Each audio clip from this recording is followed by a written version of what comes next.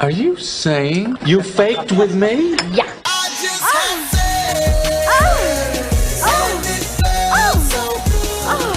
Wrong, now you're single. What do you know about sexual relations? Is it true that if you don't use it, you lose it? I'm a little worried about being a slut. You're listening to the Come With Us podcast, talking the good, the kinky, and the ugly. Here are your hosts, Beth, Aaron, and Tina. Hello, all you sexy holes and poles. Welcome to Come With Us podcast. I got to ask, are you one of like the millions of people who dreams of a threesome? And in fact, maybe you think you might like it so much that maybe you'd like to do a threesome over and over and over again, like with the same person. In other words, become kind of a throuple, perhaps. If so, you're going to really love this episode because our guests today are Mark and Ava. They are a very happily married couple of over 10 years. They've been together and married stuff. And a few years ago, they decided to open up their relationship and bring in a unicorn. Needless to say, Aaron and I have a ton of questions for them because if it was really easy, we'd all be doing it, right? You know, what's more love, more passion, more excitement? Hell yeah, right? So welcome to Come With Us podcast, where we know that sexy stuff matters as much as the lovey-dovey stuff. And we're here to help you get all of the passion and pleasure that you deserve. I'm Beth Darling, author of the new book that is available on Amazon now, The 5 Kinds of Intimacy, How to Keep Your Love Alive. And I got to ask, if you haven't gotten it, why not? Again, don't you want pleasure? You're listening to us. I assume that you want more pleasure, joy, connection, happiness, fulfillment in your relationship. And that's what The 5 Kinds of Intimacy, How to Keep Your Love Alive, that's what it's all about. It's a little bit of a thick book, but don't worry. Half of the book is full of sexy intimacy. Well, they're not all sexy, but they're all good. Easy intimacy practices you can put into your life right away before you even start reading a single page. So go to Amazon, go get your copy now. I can't wait to hear. And if you've got questions or feedback, go to bethdarling.com and let me know what kind of changes it makes for you. Okay, but today, talking about intimacy, how do you have all of this sexy intimacy with you, your partner, and a unicorn? Aaron, are you excited about this? Does this make you want to bring a third into your marriage? No, I got enough attitude from one. I don't need to bring another one in. I'm not worth it. I kind of get that. All right, well, welcome, Mark and Ava. Thank you guys so much for joining us here today. It is really a pleasure, and I think for people listening, I think we're probably going to end up doing 2 episodes because I've got a long list of questions for you. So thank y'all so much for being here and sharing your time with us. Absolutely. You're welcome. And your story. So, okay. So we'll start maybe, I think, with Mark, if that's okay. And I don't know. Let's see. You guys how did you decide to open your marriage up? And did you decide, okay, we're going to open it up and we're immediately going to look for somebody to be part of our ongoing relationship? Or did you just think, well, we'll just start swinging? I don't know. How does that happen? Yeah, so that's a great question. So Ava was the one that brought it up. It was her idea, Wow. Believe it or not. And she asked several times if I was a little hesitant at first. But what did she ask you? Sorry, what did she ask you? Yeah, how did that conversation go? So that conversation went something like, what do you think about bringing a third person into the bedroom with us? What do you think about, just having another woman be part of this intimacy thing that we have? And it was really interesting because, my red flags went up a little bit, and then I thought, I'm going to be really open and honest here. Yeah, I think it would be fucking great. Now, right? Did you worry you were stepping into a trap or something first? Because I'm pretty sure that would be like, wait a minute, what am I setting myself up for? A little bit, but not too much, only because she had mentioned it several times before. Right? So because she'd mentioned it several times before, it didn't feel like it was that kind of a trap. It felt like, okay, maybe she didn't get quite the response that she was expecting from me. And so one day, after I had had enough drinks, I said, you know what? Yeah, I think that would be great. And then immediately I thought about all of the logistics of it, and then thought, well, wait a minute. That sounds great on the outside, but I think there's some logistical things that we need to figure out here. Wow. Okay. And about how long had y'all been married or together at this, like when she started bringing this up? Was this something that even before y'all got married, she was kind of talking about? Or did this kind of come out of thin air after several years together? No, it kind of came out of the thin air after several years together. So I think this was about 7 or 8 years into our marriage where she had brought this up. Yeah. Jeez. Yeah, that's kind of a big deal. Pretty special, yeah. Was she very specific from the get-go? Because like if I asked for a threesome, I'd be thinking bringing another man in. Yeah. Yeah, she was pretty specific about it. She definitely said, hey, what do you think about bringing another woman in to join us? Wow. Okay. Yeah. Ava, how did you have the guts to do that? And what were you thinking? What did it take for you to get there? Well, I guess to back it up, there were some discussions in a fantasy kind of setting to start with, and then just broached the subject because it was something I had been curious about and wanted to explore. And we, from the get-go, had a phenomenal sex life and a really amazing relationship, and one that just I felt really, really secure in. And I think that's, how after talking about kind of fantasizing about it together for, and wanting to take that to the next step, what might that look like? Would he be interested? Of course, I had no doubt as a male. I know, Aaron, you said no, but, for the most part, hearing that in general, that's not something that men are really opposed to, thought that he would probably be open to that. And so that's how I brought it up. Would you be interested in what that might look like in reality, in vivo, and not just fantasy? And I think it's important for people to realize too, like, if I was listening, I'd be like, oh, they're in their 20s, right? They're young, whatever. They're more open and willing to try. But you guys are in your 40s. This is not something you're successful professionals, both of you in your own fields. You're not people who outwardly are seen to be living on the edge. You're not hippy dippy. You're not woo woo, right? Yeah, I would describe that as correct. Right.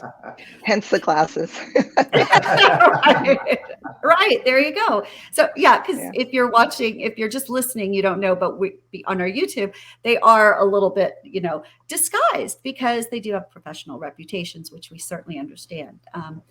But again, when I was in my marriage and I didn't know stuff, I really did it. It would never have occurred to me that people in my social circles, people in my networking groups, my lawyer groups might actually be doing stuff like this. And now I know that it's totally likely. Right. But absolutely.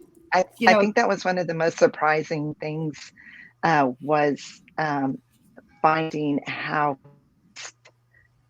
that lifestyle is here and statewide, abroad, nationwide. That was really surprising.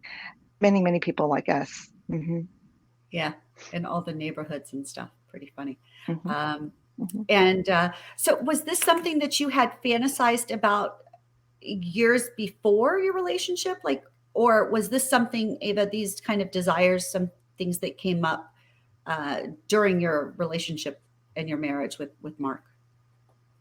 I think they definitely got stronger after the relationship. Is I think also more exposure and just in general, just hearing about it and maybe other experiences with, by other women, kind of got that curiosity spark going. And I will say that there was some episodes or porn that we would watch that would showcase those scenarios that I, found very erotic. I think that's kind of what piqued my interest and desire or curiosity about it. Wow. Okay. Aaron, do you want me to keep going? I know sometimes, I get excited. Have So at it. like you're sitting there. Okay. So how you mentioned this a few times, Mark is slow to like take the bait, which probably is good, gives both of you time to let things settle in. Then Mark, when you say, okay, and then suddenly your brain shifted into all those logistics. Yes. What did you do now? So that's a great question. So we didn't know where to find anything, anyone, how do you do this? Do you get on a dating site? Do you go on Craigslist? I mean, what do you do, right? And so our first foray, believe it or not, was through a Craigslist ad where we found a group of open people that were going to have a little meet and greet. And we thought, well, if there's any way to dip our toe in the water to see what this, has, what we can experience here, the kind of people, are they nice? Are they rude? Are they, do they come at you with expectations? We thought this would be a great way to just dip our toe in the water and see what this, if it was even possible to have and fulfill this fantasy, right? Okay. Yeah, so we had no clue. Right. No clue. Can imagine that because, until you know someone, then you don't know the resources. So that's right. Which obviously is why we try and share these things. But yes. So nowadays, I'm just for people listening who are eager, I would say there are all sorts of swinger dating sites that you can go on for individuals or couples. There's SDC, there's Cassidy with a K. We'll put some of these in. I don't know if I'm forgetting. I'm sure there are more, but those are the two I think. Yeah, there's Quiver as well. Quiver, that was the third big one. Yeah. So you can always go there. Yeah. If I could pop in, one of the, I guess, first thoughts was, well, maybe he picks up a woman, kind of traditional sense, if you're wanting to find someone to date or go into those endeavors, maybe trying to pick someone up at a bar. And, that was not very comfortable for me. I think, just trying to find a woman who would be interested in that scenario again, just where would you go? Where would you even start? We were really just in the dark about all of that. So, Ava, was your fantasy both of you playing with the extra woman, or was it you watching Mark with another woman and enjoying the show more so? It started off with both of us playing with the woman, and then it kind of morphed into the latter, like you said. Then I found it shifted, but I know Beth, you want to get into that later. But yes, Aaron, it did start off where, in what I envisioned was all three of us participating equally. Gotcha. Mm-hmm. Well, and so to do that, like before you even start looking, did you have conversations about what do you want this person to look like? Yeah, that's a great question. I don't think we did. I think, we have a very good and open communication and line thereof. And so, we knew that when we were going to find somebody, it was going to have to be somebody that we both mutually found attractive, both on an intellectual level, as much as a physical level as well, because that's important for us, to be able to maintain and hold a conversation, to really go beyond the bedroom, and hopefully, just do outings and things that are outside of the bedroom as well is something that we were both kind of looking for. Okay. So you knew immediately you weren't looking for just somebody to just have sex with, that you wanted. No, we didn't. We didn't know that immediately.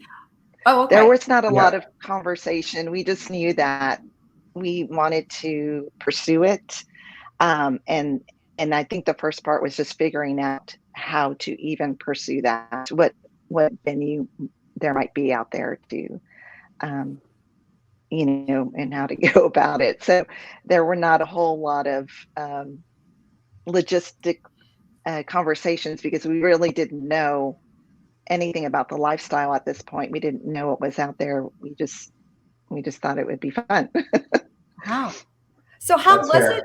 How was it when you go to this? I mean, I'd be nervous about going to a group that I found on Craigslist just to start. Like, for some reason, I'd be more comfortable if I found them through a dating app or something. I don't know why. There's just who knows. Well, yeah. So It was not great.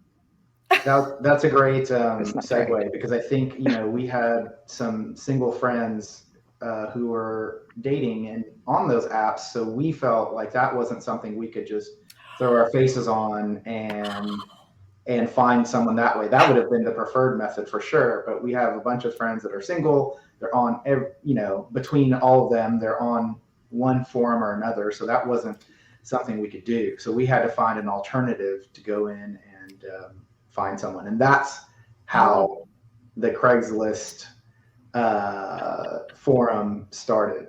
And it was quite the debacle, as you would imagine.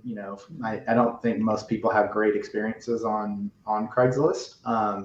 You can add this one to that category where it was not great. Okay, now I want to know why it wasn't great. Because Craigslist is literally a back alley of things. Like whether you want to buy, a freaking a four-wheeler, or you're just looking for somebody to take the old tub from your bathroom out of the backyard that's got weeds and stuff growing in it and crap like that. Like that, it's that kind of stuff for selling actual physical items.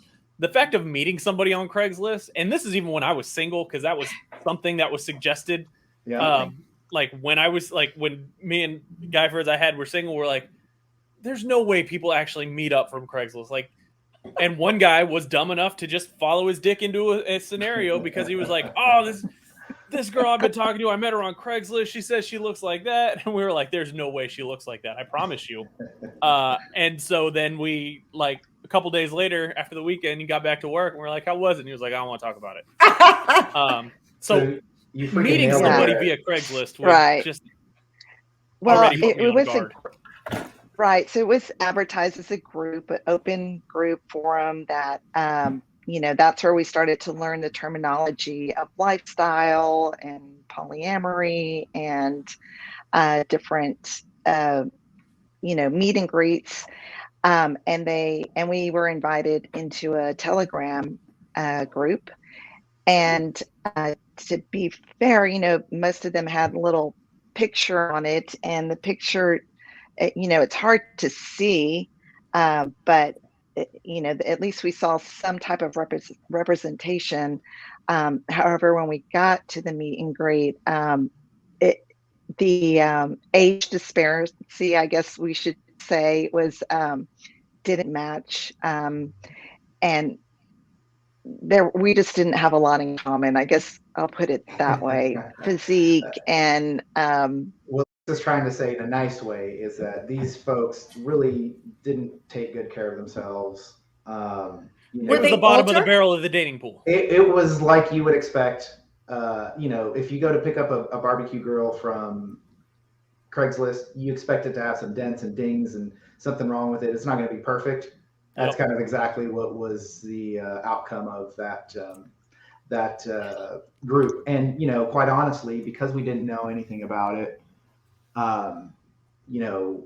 we weren't sure how this was going to play out. We didn't know if this was what the entire swinging community looked like. And in fact, we assumed that this was going to be a pretty good representation.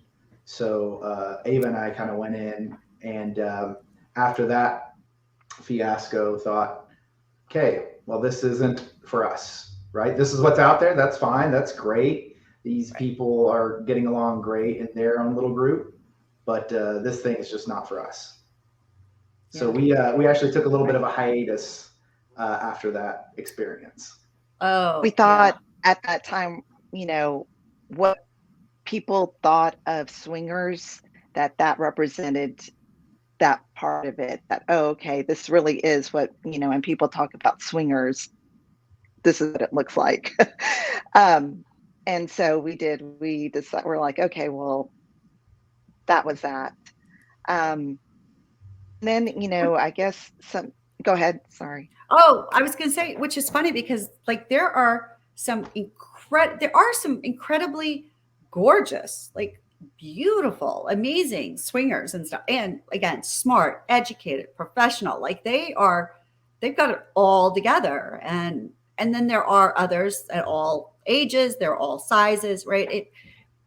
It is kind of weird, but swingers or kinky people are just like the rest of the population. That's There's just a distribution and all across all Right. categories, which is funny. Absolutely. But different And like groups Mark have said, nothing different to say about them. It just, we didn't have a lot in common it wasn't your with that group. But it did turn us our awareness into Telegram, and where then we started to find other groups, on that forum. And that kind of led to our next, I guess, attempt, because there was we started to find out that there were, okay, go ahead. I'm sorry. No, that's what I was just going to say. It's just it was a false start, if you will. I like that. Mhm. Okay. And so curiosity, I think it was just the curiosity that drove us, because, you think we would have just kind of learned our lesson then.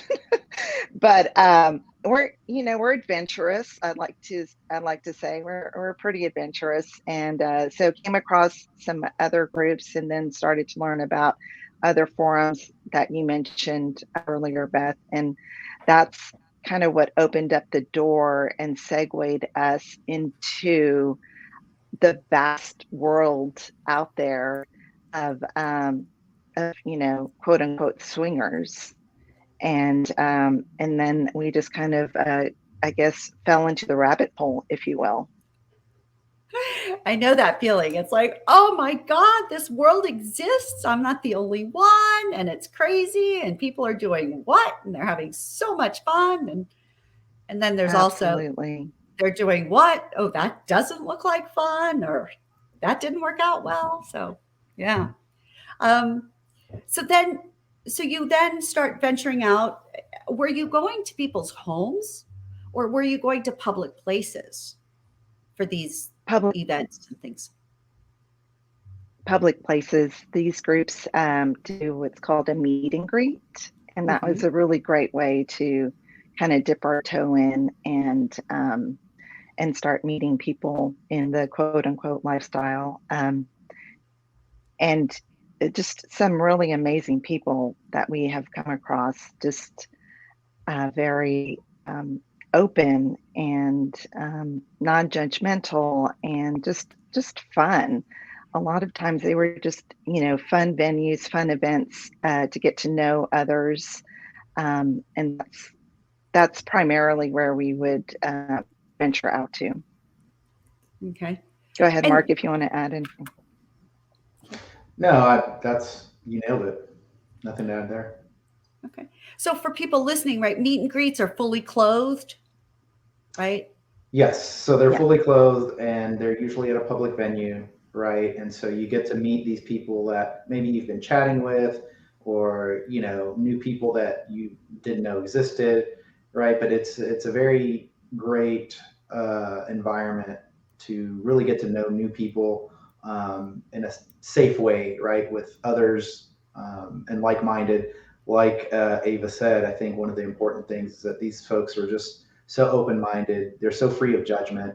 And that's what we really enjoyed about, and still do enjoy about the lifestyle, is that it's really judgment-free, and you come as you are, good, bad, or indifferent, right? And you're welcome. And so that's one of the things that we still enjoy about the lifestyle to this day. Yeah, I appreciate that. And I think also, like, did you feel pressure when you ever went to any of these, like that, oh, you had to say yes, or you had to go out on dates with other people or couples? Anything uncomfortable? Because I know that's one of the things that holds people back from even going to the meet and greets. I wouldn't say that we felt pressured. I mean, there's always going to be that, individual or two that are a little pushy and a little aggressive. But it's in that scenario, it's very easy to just, stand up or, go walk over to somewhere else and meet someone else. So And that was very few and far between, wouldn't you say, Ava? I would, for the most, we were really surprised. And I think it's a very spoken rule, not even unspoken, that no means no. And, pressuring is not cool.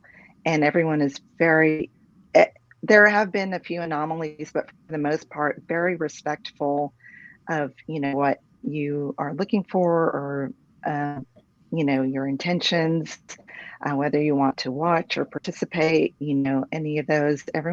We've come across has been very respectful. Okay.